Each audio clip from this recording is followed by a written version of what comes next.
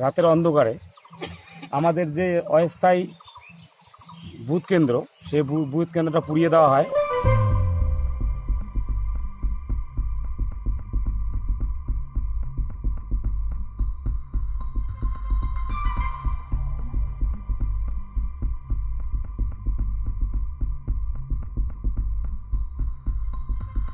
আমরা বারোকোদালি এক অঞ্চলের অন্তর্গত 9-149 নং বুথের আজকে রাতের অন্ধকারে আমাদের যে অস্থায়ী বুথ কেন্দ্র, সেই বুথ কেন্দ্রটা পুড়িয়ে দেওয়া হয়।